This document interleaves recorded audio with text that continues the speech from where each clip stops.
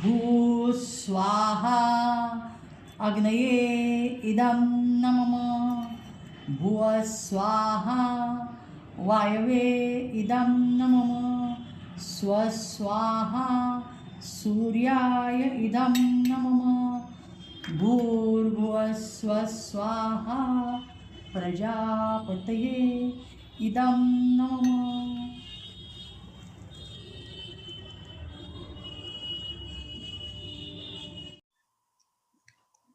नमस्कार, मी प्राध्यापिका मेधा दाते. चातुर्मास्य भागवत सेवेतील आजचा आपला 58वा दिवस. श्री गणेशाय नमः. श्री गुरुभ्यो नमः. ओम नमो भगवते वासुदेवाय. ओम नमः शिवाय. श्री सरस्वते नमः. श्री हरिस्तुती. नंद नंदन नंद नंदन नंद नंदन धावरे नंद नंदन नंद नंदन नंद नंदन पावरे. वर्णिता शुकरंगले विसरे विराजन बंधना गौरांग उन्मन गात जा त्यजुनी सती नवयौवना लौकिका मुकला तुका सुख मानुनी करी चिंतना दिव्य सुंदर रूप हरितव दाखवी मम लोचना नंद नंदन नंद नंदन नंद नंदन धावरे नंद नंदन नंद नंदन नंद नंदन पावरे. गोपाल कृष्ण भगवान की जय.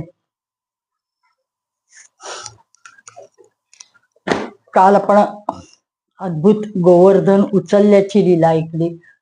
सुरेख अन्नकोट होतं. सगळेजण खूप नटतात करतात. ते एक वेगळ्या वातावरणात भगवान घेऊन जातात आणि व्यापक भक्ती कशी करायची किंवा व्यापक रूप कसं आहे परमेश्वराचं हे दाखवतात गोवर्धनाच्या निमित्ताने. आणि आता सगळेजण सचिंत असतातच वयोवृद्ध लोक की इंद्र रागवलं तर तो आपल्यावर रागवू नये. थोडक्यात काय करायचं जर रागवला वगैरे तर काही तो उत्पात करेल का असं वाटतं. आणि शुकदेवजी सांगतात परीक्षित जेव्हा इंद्राला पत्ता लागून कळतं की आपली पूजा बंद झाली आहे, हवन आपल्या प्रित्यर्थ केलं नाहीये, तेव्हा ते हे गोपा बालकांवर चिडतात. प्रचंड क्रोध होतो त्यांना. इंद्राला आपल्या पदाची खूप घमेंड झालेली असते. ते समजत होते की मीच त्रिलोकीचा ईश्वर आहे. त्याने क्रोधाने जळफळत प्रलय करणाऱ्या सावर्तक मेघांना आज्ञा दिली की चढाई करा म्हणून. ते म्हणाले ही जंगली गवळ्यांची मुलं त्यांना इतकी घमेंड, त्यांना एवढी धनाची नशा आली आहे.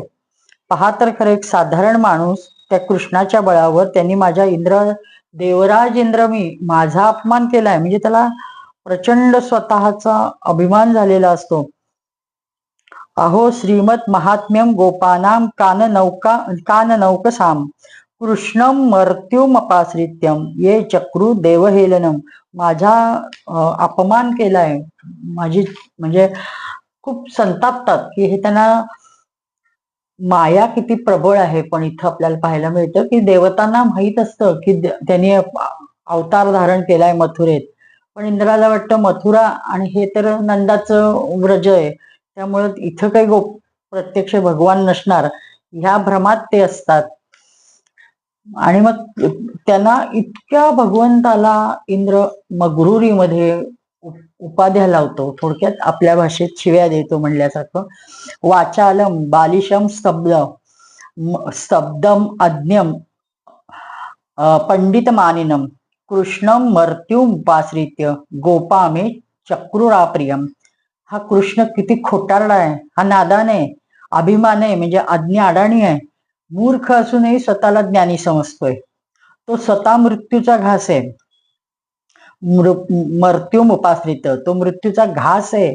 पण त्याचाच सहारा हे गोप घेतलेत आणि चक्रावलेत आणि त्यांनी कुणाची अवहेलना केली तर माझ्यासारख्या इंद्राची. म्हणून प्रचंड बहकल्यासारखा बडबडायला लागलेला असतो. एक तर हे असेच नशेत धनाच्या नशेत चूर होतो ते. दुसरे श्रीकृष्णाने त्यांना प्रोत्साहन दिले. मुळात स्वतः तो इंद्र धनाच्या नशेने प्रचंड हे झालाय घमेंडीने, त्याला हे कळत नाही की त्याला देव भगवंत तिथं आलेले आहेत अवतार घेऊन, हे सुद्धा विस्मर पडावा. धनाच्या घमेंडीला त्याच्या कटपणाला धुळीला मिळवतो मीच. थांब, आता त्यांच्या सगळ्या पशुधनाचा संहार करून टाकतो. म्हणजे प्रचंड अहंकार होतो. अहम चैरावतम नागम आरुह्या नृव्रजे व्रजम मरुत दुगाणैर महाहिरीर नंद गोष्टा जिघांसेया.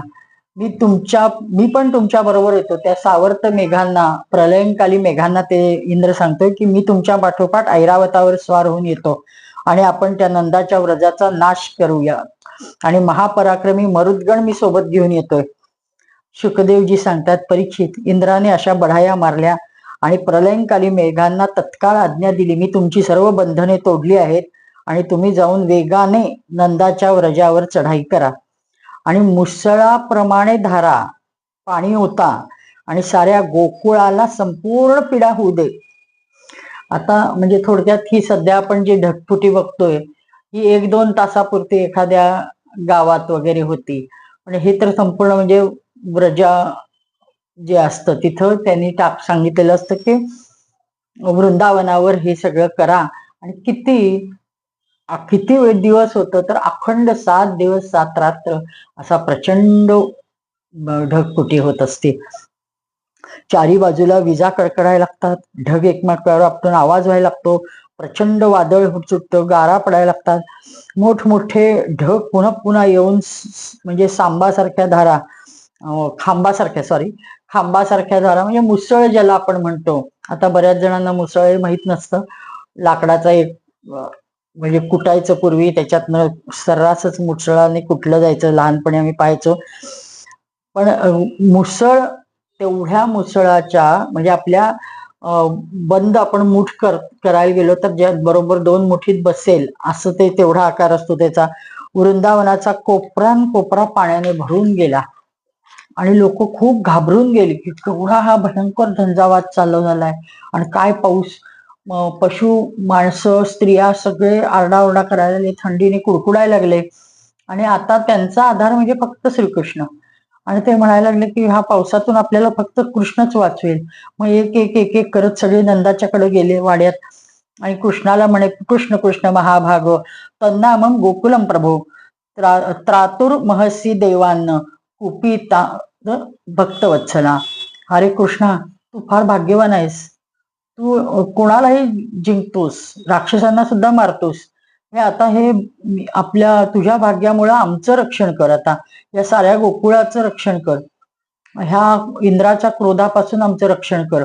हा कुपिताद खूप कोपलाय, त्याच्यापासून देवांना कुपिताद म्हणजे देवराज इंद्र हा कोपलाय, आपल्याला काहीतरी कर आणि आम्हाला वाचव, आम्ही तुलाच थोडक्यात शरण आहे असं सांगतात. आणि शिळेप्रमाणे प्रचंड गारा ज्या पडत असतात त्या शिळेप्रमाणे वाटा एवढ्या जोर जोरात झपाझप लागतात. त्याने अनेक जनावरे म्हणजे पशु आणि माणसं मूर्छित होत आहेत. आणि ही सगळी इंद्राची क्रोधामुळे झालेली करणी आहे. तू काही कर. आम्ही, कृष्ण मनोमन विचार करतात की आम्ही इंद्राचा यज्ञ भंग केला म्हणूनच तो हा नाश करायला आलाय. अच्छा, मी आता योगमायेने त्याला चोख उत्तर देतो असं ते मनात सगळा विचार करतात. आणि मूर्खतावश लोकपाल आपणास काय मानतात काय, यांचे ऐश्वर्य घमेंड ह्या अज्ञान मी लवकरच चूर करून टाकतो असं देव मनात म्हणतात. आणि देवता लोक प्रधानता सत्वप्रधान हवे ना. ऐश्वर्य आणि पदाचा अभिमान कसा झाला इंद्राला, हे उचितच नाहीये. सत्वगणापासून दूर गेलेल्या दुष्ट देवतांचा मी मानभंग करणारच. त्यामुळेच अर्थात त्यांना अंततोगत्वा त्यांना शांतीच मिळणार आहे हे देव जाणतात. आणि सारा व्रज माझा आश्रित आहे. त्यांनी मला एकट्याला म्हणजे अभय मागायला आलेत आता, आणि मी त्यांना रक्षक आहे त्यांचा, मी त्यांना निर्भय करणं माझी जबाबदारी आहे असं देव मनोमन म्हणतात. आता यांच्या पालनाची वेळ येऊन ठेपलेली आहे. आणि हे सगळं म्हणून भगवान कृष्णाने खेळत खेळत इत्युक्त तेन हस्तेन कृत्वा गोवर्धनाचलम दधार लीलया कृष्ण छत्र्याक मिव बालकहा.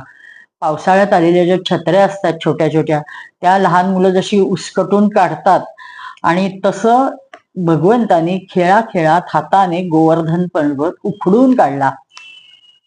आणि त्यानंतर भगवान गोपालांना म्हणाले, अरे माताजी, पिताजी, व्रजवासी आणि सगळे गोपाळ या या या, मित्रांची नावं घेतात, भराभर या, तुमची गायी गुरं जनावरं घेऊन जेवढी सामुग्री आहे, हा भव्य मोठा जो गिरी आहे, गोवर्धन गिरी आहे, गोवर्धन पर्वत आहे, त्यांनी आपल्यासाठी हे खूप मोठं काम केलंय. त्याच्या तळाशी आपण बसून निवास करूया आणि त्यांनी आपल्यासाठी हे म्हणजे केलेलं आहे. तुम्ही या पटापट. थोडीशी शंका घेऊ नका. माझ्या हातून पर्वत पडेल म्हणून मनात आणू नका, भिवू नका. हा वारा वादळ पावसापासून वाचायसाठी त्यांनीच मला ही युक्ती दिली आणि म्हणून मी त्याला उचललंय.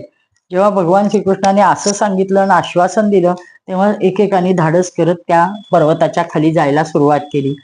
मग गोप गेले, त्यांनी आपलं गोधून घेतलं. मग छकडे, आश्रित, पुरोहित, लहान स्त्रिया सगळ्यांना घेऊन गोवर्धन पर्वताच्या निवाऱ्याला घुसले. भगवान श्रीकृष्णाने सर्व व्रजवासींकडे पाहत पाहत तहान, भूक, पीडा, आराम, विश्राम सगळं सगळं सोडून त्यांनी तो पर्वत उचललाय. एक पाऊल पण इकडं तिकडं केलं नाही. योगमायेचा प्रभाव हा प्रचंड होता. ह्या कृष्णाची योगमाया सर्व म्हणजे सर्व आघाड्यांवर काम करत असते. त्यामुळे कुणाला भूक लागायला नको, तहान लागायला नको, सगळ्यांना झोपा तिथल्या तिथं लागायला पाहिजेत, बसल्या उठल्या तिथल्या तेवढ्याच जागेत सगळे असतात आणि कृष्णाकडे असं बघत असतात की एकट्याने तो पर्वत उचललाय आणि तो सुद्धा कुठं तर डाव्या हाताने. आधी डावा हात माणसाचा तितका ताकदवान नसतो जेवढा उजवा असतो. त्याच्या डाव्या हाताची करंगळी म्हणजे अजून हे, तर त्या करंगळीने उचललाय. म्हणजे कृष्णाबद्दल सारखा प्रत्येकाच्या मनात एक उदंड सद्भाव, त्याच्याबद्दल काय बोलावं अशा भावना येत असतात. आणि असे कितीतरी दिवस, 7 दिवस जात आहेत. तो सगळ्यांना मनात येतो, अरे कृष्णा तू दमलास का? गोपाळ त्याचे मित्र म्हणतात, कृष्णा तू दमला असशील ना, आम्ही काठ्यांचे टेकू लावू का? आणि ते धरायला जातात, ते काठ्या लावतात खालून. ते शक्य आहे का? ते देवाचा अधिष्ठान लागतं ना, तसं ह्यांचं. देव म्हणतात करंगी काढू का रे, म्हणून थोडस हलके हलवतात तर तो खाली खाली यायला लागतो. ते म्हणतात, एकदम सगळे ओरडतात, नको नको नको देवा, तो खाली यायला लागला. आणि मग ते पुन्हा भगवान उचलतात, गिरिराज उंच जातो. बघता बघता ते 8 दिवस संपतात.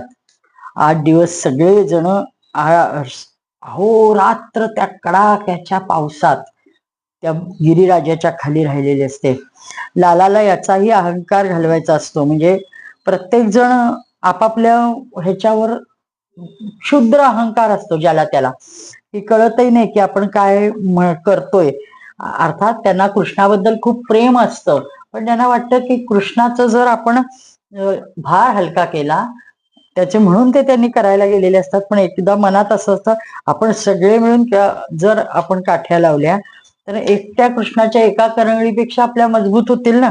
म्हणून आपली ताकद खूप आहे, कृष्ण तो छोटासा आहे असं म्हणून ते काठ्या लावायचं सांगितलेलं असतं. मग कृष्णाने त्यांचा तो अहंकार दूर केलाय. ह्याच्यावर ह्या सगळ्या ज्या भागवतावरच्या झालेल्या टीका आहेत, ह्या कथेवर भागवतकारांनी केलेल्या, त्या अतिशय सुरेख आहेत. देव म्हणतात की सगळ्या गोपांना उदंड सहवास द्यायचा असतो, रात्रंदिवस सहवास. कारण त्यांचं आता त्यांच्या तिथलं वास्तव्य हळूहळू काढायचं असतं. आता हा तेव्हांना 7वं वर्ष असतं, त्यावेळेस ही त्यांनी लीला केलेली आहे. आणि ते म्हणतात, ते म्हणजे भागवतकार म्हणतात की विश्व ब्रह्मांड म्हणजेच गिरिराज. त्यांनी म्हणजे त्यांनी सांगितलं की हे जे त्याचा आधार जो आहे तो म्हणजे भगवंत. आता त्याचं वर्ष 7वं हे काय आहे हा भाग महत्वाचा नाही आहे. तो नंतर म्हणजे जेव्हा हे बाहेर येतात तेव्हा त्यांच्या डोक्यात येतं 7 दिवस 7 रात्र भगवंताचं वय 7. हा एक विलक्षण योगायोग आहे. पण कन्हैयामुळे आपण वाचतोय हा भाव मात्र प्रत्येकाच्या मनात असतो. एवढं सगळं झालं, 7 दिवस 7 रात्र जाऊन पाऊस पाडून जेव्हा ते थांबला, आहे तसं गोकुळ दिसतंय असं वाटलं इंद्राला. कुठं काही नाही, सगळं चिडीचूप आहे, काय वाहून गेलं नाही, कुणी रडत नाहीये. थांबल्यावर आश्चर्यचकित झाला इंद्र. वरून डोळे पुन्हा पुन्हा त्याचे ते 1000 डोळे लहान मोठे करून बघायला लागला की हे असं कसं झालं. आणि हे बाकीचे मात्र देव सांगतात आता पाऊस थांबलाय, आणि तेवढ्यात कडाक्याचं ऊन उजाडल्या उजाडल्या पडतं, सुरेख प्रखर ऊन पडतं. आणि मग देव म्हणतात चला आता एक एक जण हळूहळू बाहेर चला. सगळेजण बाहेर हळूहळू आनंदाने हसत खेळत बाहेर येतात की आपण कसं वाचलो आणि केवढ्या भव्य संकटातून वाचलो, आणि केवळ कान्हा होता म्हणून आपण वाचलो. मग मात्र सगळेजण पटापट घरी जातात, आवरतात, आवरावर करतात. आणि सगळ्यांचे आता जसं भूकंप झाला की आपण बघतो की सगळ्यांच्या नुसत्या टोळ्या टोळ्या करून गप्पा मारायला उधाण आलेलं असतं. जिकडं तिकडं गप्पा त्याच्याच एकाच विषयाच्या मारत असतात. पूर असू दे, भूकंप असू दे, अशा मोठ्या प्रचंड. आता इथं तर सगळं पाणी वाहून गेलंय. सगळ्यांची घरं आहेत तशी राहिलेली आहेत, कुणाचंही घर वाहून गेलं नाहीये. खरं तर मातीची घरं किती म्हणजे अशक्य नाही, पण योगमायेचं जे भगवंताचं सर्व बाबतीत आघाड्यांवर काम चालू होतं म्हणलं तर हेच. कोणाचं थोडंही नुकसान झालं नाही ना, कोणाचं पशुधन वाहून गेलं ना, कोणाचे गवताच्या पेंड्या वाहून गेल्या. सगळं जिथल्या तिथं. आणि हे मात्र बघितल्यावर इंद्र स्तंभित होतो. आणि हे भगवान सगळ्यांनी बाहेर आल्यावर आपण बाहेर येतात आणि गिरिराज होतात असा ठेवतात. आणि मग हे बघून आता हे सगळेजण चर्चा करत असतात की कसं झालं, काय झालं. अगदी व्यवस्थित खाणीपिणी करतात आणि मग येऊन नंदाच्या गाड्यात गप्पा मारायला बसतात.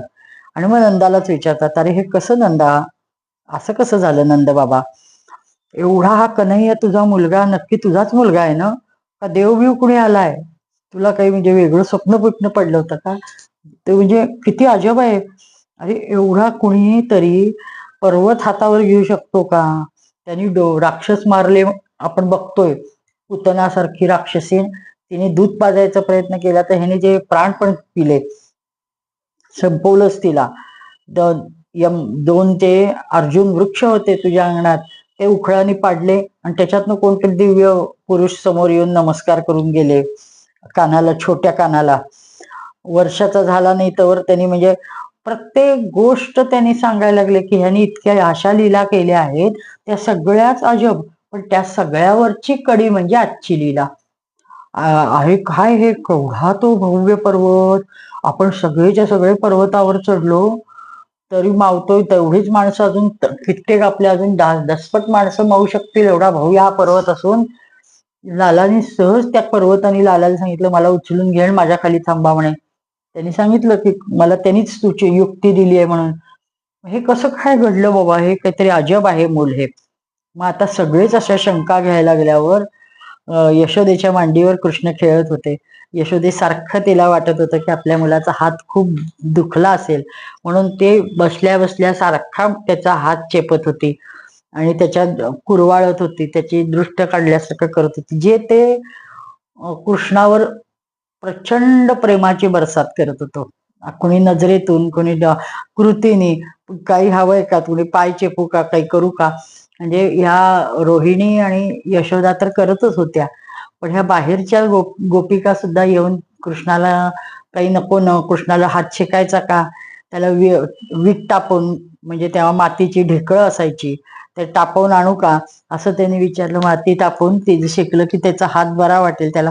8 दिवस त्यांनी पर्वत उचललाय. हे खूप प्रेमाने ते सगळे गप्पा मारत असतात. पण जे वरिष्ठ लोक असतात त्यांची मात्र विवंचना दूर होत नसते की हा कोण आहे. आणि ती चर्चा ह्या यशोदेच्या कानावर पडल्यावर ते म्हणतं की तिला ते सहसत नाही. ती म्हणते अरे काय हे, ते काय म्हणताय तुम्ही दोघं गोरे आणि तू काळा, कसं रे कान्हा, हे काय बोलताय, तू माझाच मुलगा आहेस ना. तर तो म्हणतो अगं आई मी तुझाच आहे की, मी कुणाचा आहे, रंगाचं काय असतं. म्हणजे आता काय बोलणार. त्या इतक्या सुंदर टीका केल्यात. अगदी ज्ञानेश्वर महाराजांना सुद्धा भगवंताच्या रंगाबद्दल लिहिल्याशिवाय राहिलं नाही, म्हणजे राहवलंच नाही. त्यांनी श्रीहरीचा रंग सांगितला की जो लांबून पाहतो त्याला सावळा दिसतो, पण जो जवळून पाहतो त्याला तो प्रकाशमान दिसतो. श्रीहरी दुरून पाहणाऱ्याला काळा दिसणारच, कारण अज्ञानाचा रंग, अंधकाराचा रंग काळाच असतो. त्याला काय करणार, जो समीप जातो, जो सानिध्यात जातो, जो मानव जीव आपला आहे तोच सोनं करायला जातो, त्याला कळतो की तो किती प्रकाशमान आहे. आणि प्रकाशाने म्हणजे ज्ञानाने तो दूर असतो. सर्वत्र प्रकाशच प्रकाश आहे. म्हणजे अज्ञान गेलं की माणसाला प्रकाश मिळतो. अंधकार असेल तर त्याला तो काळाच दिसणार ना. आणि जे असे बघतात त्याला ज्ञानेश्वरांनी खूप सुंदर असा चिमटा घेतलाय की जे त्याला काळं म्हणतात ते अडाणी आहेत किंवा ते अज्ञानी आहेत. नाथ महाराज म्हणतात अंतरिंग विचार बहार, त्यांचे म्हणजे खूप विचार सुरेख आहेत. तो म्हणतात ते की लोभाचा रंग असतो पिवळा, क्रोधाचा असतो लाल आणि कामाचा असतो काळा. कामाचा उपद्रव हृदयापासून सुरू होतो. या हृदयात त्या श्रीहरीस आणले की सर्वत्र प्रकाश होतो. कामरूपी काळा रंग म्हणजेच अज्ञानाचा अंधकार नाहीसा करणं. काम तुमच्या हृदयातनं काढा आणि तिथं देवाला ठेवा की तिथं प्रकाशच प्रकाश आहे. देव प्रचंड प्रकाशमान आहे ह्याची तुम्हाला अनुभूती येईल. आणि त्याचा रंग सामान्यांना काळाच दिसतो कारण त्यांच्या अंतःकरणात तो नसतो. तुम्ही अंतःकरणात त्याला पाहिलं तर तिथं लख्ख प्रकाश असेल, पण त्याला अंतःकरणात पाहण्यासाठी तुम्हाला काहीतरी साधना करावी लागते ना. जपजाप्य करायला पाहिजे, ध्यानधारणा करायला पाहिजे, त्याचा ध्यास घ्यायला पाहिजे, तेव्हा तुम्ही अंतरंगात त्याला पाहाल. हा नाथांनी म्हणजे खूप सुरेख सांगितलंय. भागवतकार या करंगळीवर ते उचलल्यामुळं म्हणजे त्याच्याही खूप टीका सुंदर सुंदर केलेल्या आहेत की काय काय होतं. आणि ह्यांना जरी पटलं नाही म्हणजे ह्यांना शंका, आता सगळ्यांनी फायदा तर घेतलेला असतो सगळ्या व्रजवासियांनी. सगळेजण आरामात 8 दिवस सुखरूप राहून भल्या मोठ्या पावसातनं ढगफुटीने एकदा ढगफुटी झाली तर आपण बघितलं की ह्याच कसली होत्याचे नव्हते गावांची अवस्था होतात. केदारनाथचं बघितलं, त्याच्यावर मोठं प्रचंड हे निघालाय, पिक्चर निघालाय, पण ते बघूनच हृदयात धडकीवरती इतकं प्रचंड भेसूर पाणी आहे. आणि ह्याच्या कैकपट हे प्रलयंकालीन मेघांना आज्ञा दिल्यावर पाडलेला पाऊस आहे, तो केवढा भयंकर असेल. आणि ते सगळं पडून सुद्धा हे सुखरूप आहेत आणि म्हणून यांच्या गप्पांना एवढा ऊत आलाय. आणि म्हणून ते म्हणतात, आणि आता त्यांनी ही काढलेली शंका की देव काळा आहे आणि त्याच्यावर तू यशोदा गोरी आहे, नंदा तू किती गोरा पान आहेस आणि मग हा तुमचा कृष्ण काळा कसा म्हणजे. तर मग ते सांगतात की अरे असं नाहीये बाबांनो.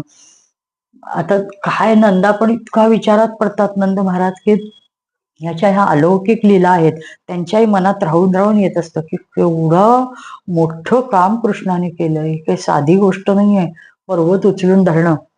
पण ह्या रंगावरनं अजून एक भागवतकारांची महाभारतात आलेला सांगितलंय, एक उल्लेख आलाय की श्रीकृष्ण दुर्योधनाकडे दूत बनून जातो. म्हणजे ते हे घेऊन गेलेला असतो ना युद्धबंदीचा प्रस्ताव, तर दूत म्हणून. तर ते दुर्योधनाला म्हणजे अंधकाराचाच पुत्र, त्यामुळे त्याचे अंतरंग काळ्यापेक्षा काळे असतं, त्याला दुसरा रंग कृष्ण दिसणार. आणि कृष्णाला पांडवांचं परमप्रेम आहे हे तो जाणत असतो. आणि म्हणून त्याला कसं चिडवायचं आणि त्याचा दूत म्हणून आलेल्या कृष्णाचा कसा अपमान होईल, त्याचा मानभंग कसा होईल, त्याचं मनोधैर्य कसं खचेल, हे बघायचा प्रयत्न दुर्योधन करतो. म्हणून खूप चेष्टा केल्यासारखा हसत म्हणतो, अरे काय रे कृष्णा, तू किती काळा आहेस, नंद महाराज आणि यशोदा केवढे गोरे आहेत आणि तू मात्र काळा झालास बाबा. आता कृष्ण असं म्हणजे त्याचं मनोधैर्य खचत असतं का? कृष्ण त्याचं मनोधैर्य खचवतो. तो म्हणतो अरे हो ना, काय करायचं, मी तुझा काळ आहे ना म्हणून तुला काळा दिसतो. ज्यांना मी प्रकाशमान किंवा गोरा दिसतो ना त्यांच्या पुढे त्यांचा मी काळ नाहीये. हे ऐकल्यावर इतका म्हणजे दुर्योधन मनातून हादरतो आणि वर करणे हसतो आणि गप्प बसतो. पण त्याला तोंडात मारल्यासारखं मात्र होतं. हे महाभारतात आलेला आहे हा प्रसंग. पण हे रंगावरनं आलं म्हणून सांगितलं मी असं. पण मग आता एकूण हे सगळ्या चर्चा चाललेल्या असताना नंदबाबा खूप म्हणजे ह्या लोकांना काय उत्तर द्यायचं अशा ह्याच्यात असतात की अरे खरंच खूप श्रेष्ठ आहे आपला मुलगा, हे अगदी निर्विवाद आहे.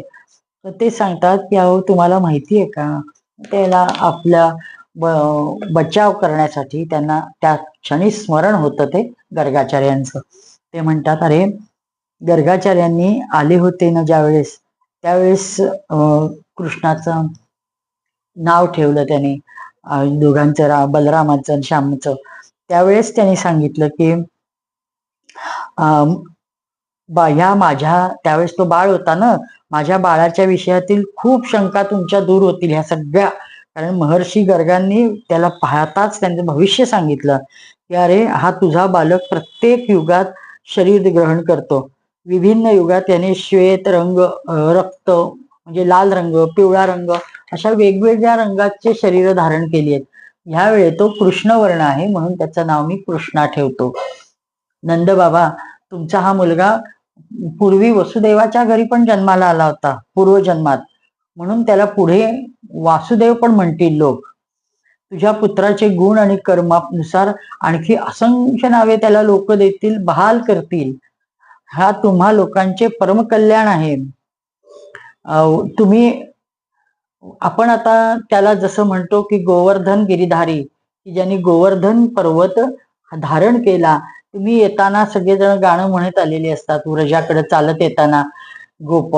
त्यामुळे तशी ते अशी असंख्य नावे तुझ्या मुलाला प्राप्त होतील. आणि पूर्वकाळी पृथ्वीला कोणी राजा नव्हता, सगळ्या बाजूंनी डाकू लुटायला लागले, तेव्हा या तुझ्या मुलानेच पूर्वकाळी डाकूंपासून सगळ्यांचं रक्षण केलं होतं. नंद बाबा, जे तुझ्या या सावळ्या शिशूवर प्रेम करतील ते महाभाग्यवान असतील. ज्याप्रमाणे विष्णू भगवंताच्या करकमलांच्या छत्रछायेत राहणाऱ्या देवतांना असुर जिंकू शकत नाहीत किंवा त्यांच्यावर त्यांचा प्रभाव चालत नाही दुष्टतेचा, त्याप्रमाणे जे कोणी तुझ्या या कृष्णावर, लालावर प्रेम करतील त्यांच्यावर कोणताही शत्रू आघात त्यांना पोचवू शकत नाही. नंदजी, कोणत्याही दृष्टीने पहा, गुण, ऐश्वर्य, सौंदर्य, कीर्ती, प्रभाव हा तुझा बालक ना प्रत्यक्ष नारायणाप्रमाणे आहे. अगदी ह्या बालकाची अलौकिक कार्य पाहून सगळेजण आश्चर्य करतील. गोपांनो, स्वतः गर्गाचार्यांनी मला असा आदेश दिलाय आणि हे सगळं सांगितलंय की एक एक त्याचं कृत्य बघून लोक विस्मित होतील. मी स्वतः अलौकिक व परम सुखद कर्म करणाऱ्या त्या बालकाला नारायणाचा तर अंशच मानतोय असं गर्गाचार्य म्हणालेले आहेत. इति नंद वच श्रुत्वा गर्ग गीतम व्रजौकस दृष्ट श्रुतानुभव असते कृष्णस्या मित तेजसा. आता ज्यावेळी व्रजवासींनी गर्गाचार्यांनी ही अशी केलेली भविष्यवाणी आहे हे नंदाच्या मुखातून ऐकलं, तेव्हा त्यांचा विस्मय कमी झाला आणि त्यांच्याही मनाला आलं की गर्गाचार्य याला नारायणाचा अंश म्हणायचे, हा नक्कीच काही ना काहीतरी नारायणाचा अंश आहे, प्रत्यक्ष भगवंताचा अंश आहे. मग आता आपणही कृष्णाला देवाचा अंश अशाच संबोधूया असे सगळ्यांनी मते ठरतं. पण भगवान काय मायेचा नंतर असा काही पगडा त्यांच्यावर घालतात की ते सगळं विसरतात. म्हणजे कृष्णाला आपण देव मानणारे वगैरे बोललेलं असतं ते त्यांना पुन्हा त्यांच्यातलाच समजायला लागतात. असं काही ते भगवान अजब कृती करत असतात. पण इकडे इंद्र मात्र 8 दिवस आपण पाऊस पाडलाय, ते सुद्धा प्रलयंकारी मेघांनी सांगितलं होतं त्यांनी पाडलाय, मुसळाप्रमाणे मोठ्या धारा पडल्या आहेत. आणि तरी सुद्धा गोकुळातलं प्रत्येक माणूस, प्रत्येक जनावर, प्रत्येक घर, छकड्यापासून सगळ्या गोष्टी ह्यांच्या सगळ्या व्यवस्थित राहिल्या आहेत. हा काय प्रकार आहे? मग इथं भगवंत तर नसतील प्रत्यक्ष, आणि त्यांना लाज वाटायला लागते की हे शक्यच नाही, दुसऱ्या कोणाचं हे काम असूच शकत नाही. हा मनोमन खात्री होती. आणि मग इंद्र स्वतःचा तिरस्कार करायला लागतो, खूप लज्जित होतो. आणि ते भगवान ज्यावेळेस एकटे आहेत असं बघतात, खाली गोपाळ एकटे आहेत, तेव्हा ते पटकन येतात आणि त्यांच्या चरणावर दंडवत पडतात, म्हणजे दंडासारखे, काठीसारखे पडतात. आपला मुकुट आधी ठेवतात, सूर्यासमान तेजस्वी मुकुट असतो तो भगवंताच्या चरणाशी ठेवतात. आणि मग ते बोलतात की परम तेजस्वी भगवान श्रीकृष्णाचा प्रभाव बघून आता इतके घमेंड चूर झालेले असतात, म्हणजे त्यांचा सगळा मदोन्मत्तपणा, घमेंड सगळी उतरलेली असते, जिरलेली असते. ते हात धुवून देवाची स्तुती करायला लागतात. आणि मग ते म्हणतात की भगवान आपले स्वरूप परमशांत आहे, ज्ञानमय आहे, रजोगुण तसेच तमोगुण रहित आहे. आपण विशुद्ध सत्वगुणमय आहात. पण आपले स्वरूप न जाणल्यामुळे, मायेच्या प्रभावामुळे मी मात्र ते जाणलं नाही. ज्यावेळी आपला संबंध अज्ञान व त्या कारणाने प्रतीत होणाऱ्या देहादी नाही, मग त्या देहादींच्या प्राप्तीमुळे होणारे लाभ, क्रोध आदी दोष कसे असू शकतील? प्रभू, त्या दोषांचे लक्षण अज्ञान आहे आणि तेच अज्ञान माझ्यावर म्हणजे हावी होते. मला त्या अज्ञानाने घेरलं होतं, म्हणून मी तुम्हाला ओळखू शकलो नाही. आपण जगताचे पिता, गुरु, स्वामी आहात. आपण जगताचे नियंत्रक आहात आणि नियंत्रण करण्यासाठी दुष्टांना दंड देण्यासाठी वेगवेगळे अवतार धारण करता. भक्तांची लालसा पूर्ण करण्यासाठी स्वेच्छेने लीला शरीर धारण करता. आमच्यासारखे लोक स्वतःला ईश्वर मानतात आणि मानमर्दन करत, आपला मानमर्दन करत त्यांच्या म्हणजे लीलांकडे डोळे झाक करतात. देवा, हे म्हणजे आपण चुकलो, मला क्षमा करा, म्हणजे असं बोलण्याची ती पद्धत. ते म्हणतात आम्हाला काही कळलंच नाही. स्वतःची ते वेगवेगळ्या प्रकारे इंद्र निर्भत्सना करायला लागतो. प्रभू, माझ्यासारखे अडाणी, अज्ञानी, आपल्या स्वतःला ईश्वर मानणारे आम्ही तर लोकपाल आहोत. तुम्ही दिलेल्या अधिकारात आम्ही राहायचं असतं, तुमच्या नियंत्रणात आहोत, पण मी स्वतःलाच पृथ्वी पालक समजायला लागलो, मी स्वतःलाच त्रैलोक्य पालक समजायला लागलो, मी स्वतःच सर्व काही आहे असा माझं भान हरपलं. किंबहुना मायेनीच्या पगड्यामुळे हे सगळं घडलं, अज्ञानामुळे हे सगळं घडलं. आपली एक एक चेष्टा दुष्टांच्या दंडविधान आहे. मी हा पराकोटीचा दुष्टपणा केलाय, त्याबद्दल म्हणजे असं ते सांगतात की तुम्ही किती ग्रेट आहात हे सांगतायत. प्रभू, मी ऐश्वर्याच्या मदाने धुंद झालो होतो, तुमचा अपराध केलाय. माझी शक्ती ती काय, प्रभाव तो केवढासा, पण तरी सर्व परमेश्वर, आपण कृपा करून माझा अपराध क्षमा करा. अशी काही कृत्य करा की मी पुन्हा असा अज्ञानाची शिकार बनणार नाही. माझ्यावर अज्ञानाने एवढं कसं आपला हे चालवला, मी ओळखलं नाही तुम्हाला. स्वयंप्रकाश भगवान, इंद्रियातीत परमात्मन, आपला हा अवतार ह्यासाठी झालाय की जो असुर सेनापती केवळ आपले पोट पालनामागे लागलेत, पृथ्वी साठी पण फार कमी वजन बनले, त्यांचा वध करून त्यांना मोक्ष देणे ह्या आपले काम आहे. आपण त्यासाठी अवतार धारण केलाय. आपले जे सेवक आहेत, आज्ञाकारी भक्त आहेत, त्यांचा आपल्या कृपेमुळे अभ्युदय होतो. आपण त्यांचे रक्षण करता. भगवान, मी तुम्हाला नमस्कार करतो. नमस्तुभ्यं भगवते पुरुषाय महात्मने वासुदेवाय कृष्णाय सात्वतां पतये नमः. सर्वांतर्यामी पुरुषोत्तमा, सर्वात्मा वासुदेव आपण आहात. यदुवंशीयाचे एकमात्र स्वामी भक्तोत्सल, सर्वांचे चित्त आकर्षित करणारे आहात. मी आपणास वारंवार नमस्कार करतो. आपण जीवांसारखे कर्मवश होऊन नाही, तर स्वतंत्रतेने आपल्या भक्तांच्या व स्वतःच्या इच्छेसाठी शरीर धारण करता आणि शरीराच्या विशुद्ध स्वरूप असते. आपले शरीर विशुद्ध स्वरूप असते. भगवान, माझ्या अभिमानाचा अंत नाही. माझ्या क्रोधाला मी म्हणजे फार तीव्र व माझ्या आवाक्यात राहिला नाही. माझ्यावर मी क्रोधाला वश करू शकलो नाही, त्यामुळे माझ्याकडनं हे भयंकर पाप घडलेलं आहे. मी पाहिले की माझा यज्ञ नष्ट केला गेलाय, त्यामुळे माझा संताप झाला. म्हणून मी मुसळधार पावसाने वादळाला आज्ञा देऊन गोकुळ नष्ट करायला लावलं. परंतु प्रभू, माझ्यावर आपण फार अनुग्रह केलात.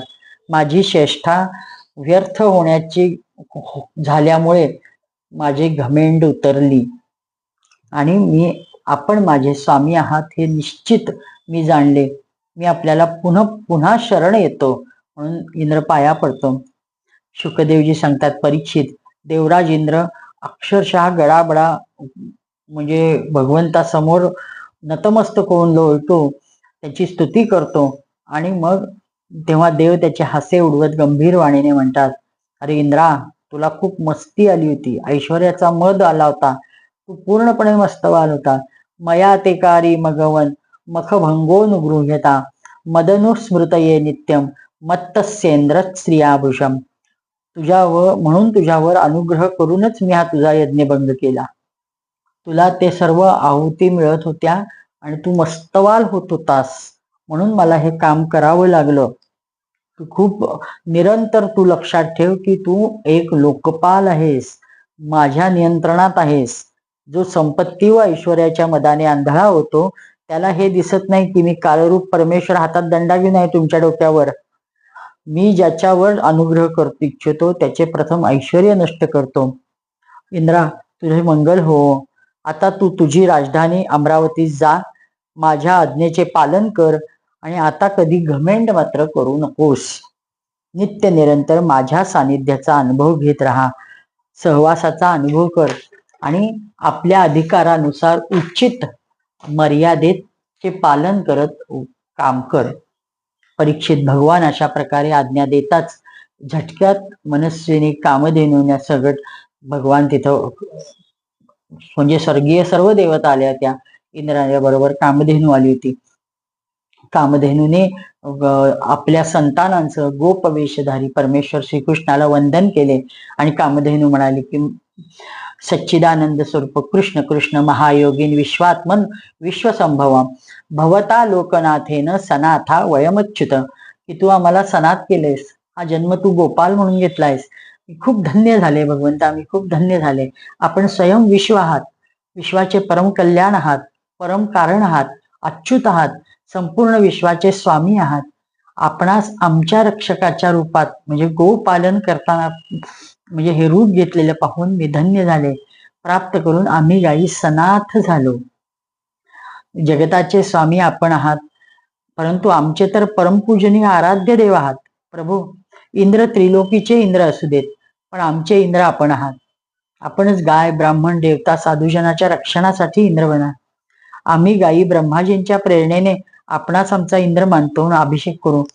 विश्वात्मन, आपण पृथ्वीचा भार उतरवा, त्यासाठीच अवतार धारण केलेला आहे आणि मला अभिषेक करू दे अशी थोडक्यात परवानगी मागितली आणि तिच्या 4 स्तनातून दुग्धधारा वाहू लागल्या. तिने भगवंताला पूर्ण अभिषेक केला, दुग्धाभिषेक केला. शुकदेवजी सांगतात, भगवान श्रीकृष्णास असे म्हणून कामधेनूने आपल्या दुधाने, देवमातांच्या प्रेरणेने, इंद्राने ऐरावतांच्या सोंडेद्वारे आणलेल्या आकाशगंगेच्या पाण्याने देवर्षीसह यदुनाथ श्रीकृष्णास अभिषेक केला. अशा प्रकारे गाय इंद्र याद्वारे अभिषेक घातल्यामुळे त्यांना गोविंद असं नाव प्राप्त झालं. त्याप्रमाणे त्यावेळी तिथे नारद, तुंबर, सिद्ध, चारण, गंधर्व, विद्याधर हे सगळे जण आले होते. ते समस्त संसाराचा पापताप मिटवणारे भगवंताचे लोकपाल त्याचं यश गात गात गात स्वलोकी निघून गेले. किती सुरेख ही लीला आहे. आणि मग जशी विविध नद्यांमध्ये विविध रसांची वाढ होते, पावसाने वगैरे होत असते, मुख्य देवता भगवंताची स्तुती करून नंदनवनातील दिव्य पुष्पांची वृष्टी करू लागल्या. तिन्ही लोकात परमानंदांचा पूर लोटला. गायींच्या स्तनातून आपोआप इतकी दूध वाहू लागली की पृथ्वी ओली चिंब झाली आणि नद्यांमध्ये विविध रसांची वाढ झाली. वृक्षांमध्ये मधुधारा वाहू लागल्या. न जतन करता न परतता पृथ्वीवर अनेक न पेरता पृथ्वीवर अनेक औषधी व अन्न पैदा होऊ लागले. पर्वतात लपलेले जे हे होते त्यांनी मणी माणिक आपोआप बाहेर टाकायला सुरुवात केली. म्हणजे त्यांच्यातनं माणकं बाहेर यायला लागली पर्वतातल्या भूमीतून. हा सर्व अत्यंत श्रेष्ठ असा पर्वकाळ नंदाचा म्हणजे व्रजवासियांच्या आयुष्यातला होता, भगवंत तिथं असतानाचा. परीक्षित, त्यानंतर भगवान श्रीकृष्णाचा अभिषेक झाल्यावर जे जीव स्वभावता क्रूर आहेत ते वैरहीन झाले, त्यांच्यात मित्रता प्रचंड वाढीला लागली. इंद्राने अशा प्रकारे गायी गोकुळ स्वामी गोविंदावर अभिषेक केला आणि अनुमती घेऊन स्वधामी स्वर्गलोकी ते निघून गेले. हे जातात सगळेजण सारखे असे चर्चा करत असतात आणि इंद्राने स्वतः येऊन गेलेला असतो. ह्या लोकांचं आचरण मात्र इतकं श्रेष्ठ असतं. पहाटे लवकर ब्राह्मी मुहूर्तावर उठायचं, नदीचं स्नान करायचं. आपण पाहत होतो की आपल्या आता आम्ही म्हणजे 60 उलटलेल्या लोकांच्या लहानपणच्या काळात आपण पाहिले की नदीवर जवळजवळ 70-80% लोक स्नानाला नदीवरच जायचे. म्हणजे धरण झाल्यानंतर मला म्हणजे पाहायला मिळालं की खूप लोकांचा हे कमी झाला, कारण धरणात पाणी अडवलं गेलं की अगदी बारीक धार असायची, कधी कधी नदीला पाणी नसतंही, अशी वेळ उन्हाळ्याच्या दिवसात येते. पण जोपर्यंत नदीवर धरण नव्हतं तोपर्यंत लोक 80-90% लोक नदीला स्नानाला पंढरपुरातली जात होती, म्हणजे आपल्या पाहण्यात आहे. तसंच हा नंदबाबा कार्तिक शुद्ध एकादशीचा दिवस होता, उपास होता. द्वादशी लागली, स्नान करून पटकन यावं आणि आपण आपल्या सुरुवात करावी दिनचर्येला म्हणून जातात. आणि त्यांना हा सगळा अंदाजच असतो की पहाट झाली वाटतं. पण ब्राह्ममुहूर्त 3:30 नंतर चालू होतं आणि ही म्हणजे ही वेळ चुकीची असती, असुरांची वगैरे वेळ असती. त्यामुळं ते रात्रीच यमुना जलात घुसले की वरुणाचे सेवक त्यांना पकडतात आणि एक असुर पकडतो आणि तो स्वामींकडे घेऊन जातो. नंदबाबा हरवते, गोकुळ रडायला लागतं. खूप सकाळी उठल्यावर कळतं की नंदच नाहीयेत घरात. नदीवर बघतात, कुठंच नाहीयेत. मग नंदबाबा गेले कुठं, खूप चौकशा होतात, सापडत नाहीत. तेव्हा सगळेजण म्हणतात, कृष्णाला म्हणतात, अरे काय आहे, तुझ्याच वडिलांना हुडकून तूच आणू शकतोस, कारण तू कुठल्याही संकटावर मात करतोय. हे तर संकट तुझ्या घरावर आहे आणि प्रत्यक्ष तुझे वडील नाहीयेत. मग आता हे म्हणतो की ठीक आहे, कृष्णाला लक्षात येतं की काय प्रकार असेल आणि मग ते जातात, नदीमध्ये घुसतात. आंघोळीच्या वेळेसच गेले असणार अशी मनोमन खात्री आहे असं सांगतात आणि नदीत घुसतात. मग लोकपाल वरुणाने पाहिले की समस्त जगताच्या अतिंद्रिय म्हणजे बहिरिंद्रिय अशाचा जो प्रवर्तक आहे ते भगवान श्रीकृष्ण स्वतःच त्यांच्याकडे येत आहेत. त्यांच्या दर्शनाने त्यांच्या रोम रोम शहारतो, ते आनंदाने मोहरतात. ते तत्काळ भगवंताला निवेदन देतात. वरुण म्हणतात, आद्य मे निभृतो देहो देर बावो धीगत प्रभो तत्पाद भाजो भगवन नापू भगवन वापू पारमध्वन. वरुणजी म्हणतात की प्रभू, माझे शरीर धारण करणे सफल झाले, आज आपलं दर्शन झालं.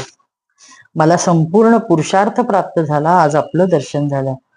आज आपल्या चरण सेवेचा अवसर प्राप्त झाला, मी भाग्यवान झालो. म्हणजे तो वरुण आपल्याला हे सगळं देवांना म्हणतोय आणि तिकडे समोर असुरांनी धरून आणलेला हा काय नंदबाबा हे सगळं बघतायत. ते विस्मित होतात, हे काय चाललंय, आपल्या मुलाचा का पाया पडतोय, का हात जोडतोय, काय बोलतोय. आपण भक्तांना भगवान वेदांत्यांना ब्रह्म व योग्यांना परमात्मा आहात. आपल्या स्वरूपात विभिन्न लोकसृष्टीची कल्पना करणारी माया नाही असे श्रुती म्हणते, त्या आपणास मी वंदन करतो. आणि माझा फार चूक झाली, अजानता मामेकम मुढे ना कार्यवेर्या. माझ्या या मूर्ख सेवकाला कळलं नाही की हे आपले पिता आहेत, त्यांनी आपल्या पित्याला घेऊन आला. आपण कृपा करून माझा हा अपराध क्षमा करा मला आणि म्हणजे पोटात घाला असं तो विनंती करतो. गोविंद, मी जाणतो की आपल्या पित्याचा फार स्नेह आहे, आपले हे वडील आहेत, यांना आपण तत्काळ घेऊन जा. आपण सर्वांचे अंतर्यामी आहात, आपण सर्वांचे साक्षी आहात. हे विश्वमोहन श्रीकृष्ण, आपण ह्या दासावर कृपा करा आणि माझ्या अपराधाकडे न बघता तुम्ही तुमच्या वडिलांना घेऊन जा. सुखदेवजी सांगतात, भगवान श्रीकृष्ण ब्रह्म आदी ईश्वराचे पण ईश्वर आहेत. लोकपाल वरुणाने अशा प्रकारे त्यांची स्तुती केली, त्यांना प्रसन्न केले आणि भगवान आपले पिताजी नंदबाबांसह बाहेर आले, व्रजात आले. सगळ्यांना खूप आनंद झाला. पण नंदबाबांनी आता सगळ्या जमलेल्या व्रजवासियांना वरुण लोकात लोकपालांनाच इंद्रियातीत ऐश्वर व सुख संपत्ती कशी आहे, काय आहे याचं विस्तृत वर्णन केलं. आणि सगळ्यात मजा म्हणजे तिथला जो राजा आहे वरुण राजा, तो आपल्या कृष्णाच्या पायाला वाकत होता आणि नमस्कार करत होता आणि तो खूप त्यांनी त्याची स्तुती केली आणि बरंच काही काही बोलला. हे सगळं वर्णन ऐकून ह्या सगळ्यांना इतका आनंद होतो. ते म्हणतात की आपल्या कृष्णाचं असं झालं, आपल्या कृष्णा म्हणजे सगळे आपण त्याचे कोणीतरी आहोत आणि आपल्या कृष्णाचा एक कुठला तरी पाताळातला राजा एवढं कौतुक करतोय.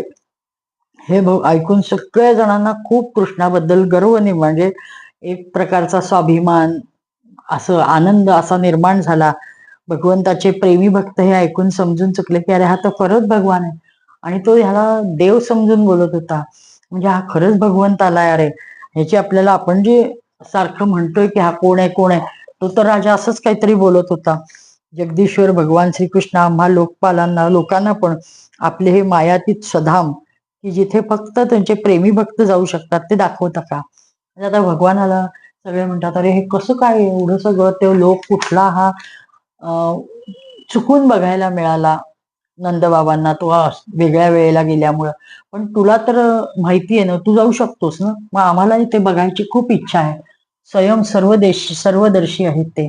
भले त्यांच्या कडून म्हणजे आता हे कसं शक्य आहे, त्या कुणाची काही इच्छा मनातली डावलणं, त्याच्यात त्यांच्या प्रिय भक्तांचे म्हणजे असं ह्या संसारात म्हणजे विश्वात जीव अज्ञान व शरीरास आत्मबुद्धी समून पदोपदी कामना करतो आणि त्याच्या पूर्तीसाठी नाना प्रकारची कर्मे करतो. पण त्यांच्या फलस्वरूप देवता मनुष्य हे काही ज्या असतात त्या आत्मस्वरूपाला म्हणजे ते ओळखत नाहीत. त्याच्या जवळ असलेल्या आत्मस्वरूपाला न ओळखून या बाकीच्या बाहेरच्या गोष्टींमध्ये अभिलाषा मनात येते. हे म्हणजे कुठची चूक होते. भगवंत स्वतः जवळ आहेत, ते सोडून त्यांना तो लोक बघायला जायची इच्छा आहे. मग परम दयाळू श्रीकृष्णाने माया अंधकाराच्या अतीत आपले परमधाम त्या सगळ्यांना दाखवलं. सत्यम ज्ञानम अनंतम यद ब्रह्म ज्योती सनातनम यद्धी पश्यंती मुनयो गुणपाये समाहिता. भगवंताने प्रथम त्यांना ब्रह्म साक्षात्कार करवला, ज्याचे स्वरूप सत्य, ज्ञान, अनंत, सनातन, ज्योतिष स्वरूप आहे. नंतर ते समाधिष्ठित गुणातीत पुरुष जे पाहू शकतात. पहिल्यांदा ते त्यांनी दाखवलं. त्या जलाशयात भगवंताने अक्रूराला आपले रूप दाखवले. ते तिथंही त्यांनी त्या लोकांना म्हणजे सगळ्यांसगळं डुबकी घेतली आणि त्यांना ब्रह्मानंद प्राप्ती करून दिली. परमधामाचे दर्शन घडवले सगळ्यांना. त्या दिव्य भगवत स्वरूप लोकाला पाहून नंदादी गोप परमानंद म्हणजे मग्न झाले, खूप आश्चर्य करू लागले. आणि तेथे त्याने पाहिले की सारे वेद मूर्तिमान वेद सुद्धा येऊन कृष्णाला पाया पडतायत, कृष्णासमोर हात जोडून उभे आहेत आणि ते त्याची स्तुती करतायत. नंदादयस्तुतम दृष्ट्वा परमानंद मूर्तिवृता कृष्णम च तत्र छंदोभी स्तूयमानम स्तुतिस्मिता. सगळे जण आनंदाने भगवंताची स्तुती करतायत, कृष्णाची स्तुती करतायत. ते सगळेच्या सगळे आश्चर्यचकित झाले, विस्मित झाले. असा हा अलौकिक लोकदर्शन, अद्भुत ब्रह्मलोक दर्शन भगवंताने घडवलेलं आहे. अख्ख्या गोकुळाला घडवलेलं आहे सगळ्यांना. त्यामुळे भगवंताचं मोठेपण कळलंय, तो ईश्वर स्वरूप आहे याचं ज्ञान झालंय. पण हे जरी झालं तरी लगेच भगवान त्यांच्यावर मायेचा पगडा टाकतात आणि सगळं ते पुन्हा लगेच विसरतात. असं हे अद्भुत दर्शन आज आपण पाहिलं. आजचा हा आपला 58वा दिवस. श्रीकृष्णार्पणमस्तु. जय हो जय श्री भागवता, आरती करू तुझ भगवंता. गमते जणू मानस तीर्थ, द्वादश सोपाने युक्त, निर्मल भक्ती जले भरित, विहरे हरिहंसची चित्त. लोक सुखमळे संत द्विजकुळे, सेऊ निरमले भान हरपले रस पिता. आरती करू तुझ भगवंता. ग्रंथ नवे हा श्रीकृष्ण, गीते वेदी मन पूर्ण, अनन्य होता या शरण, खचित टळे जन्म मरण. त्रिताप जाती चिरये शांती, नाथ हि वदती रामपदी ठेवू माथा. आरती करू तुझ भगवंता. जय हो जय श्री भागवता, आरती करू तुझ भगवंता. करुणानिधे प्रभोनो, दोषान् क्षमस्व भगवन्. सुचिरात् प्रसुप्त देशं, परिबोधयाशु भगवन्. भुवि भूत सर्वभाषा, परिपूरिताभिलाषा. श्वसितीव देव भाषा, तां पालयस्व भगवन्. आसीत् कदाचिदेषा, वाणी विशुद्ध वेषा. अधुना लवावशेषा, तामाश्रयस्व भगवन्. देशे स्वतंत्रतायाः, प्राचीन सभ्यतायाः, समयं समर्गतायाः, पुनरानयस्व भगवन्. करुणानिधे प्रभोनो, दोषान् क्षमस्व भगवन्. सुचिरा प्रसुप्त देशं, परिबोधयाशु भगवन गोपाल कृष्ण भगवान की जय। देव देवेश्वर भगवान परशुराम भगवान की जय। परम सद्गुरु श्री गजानन महाराज की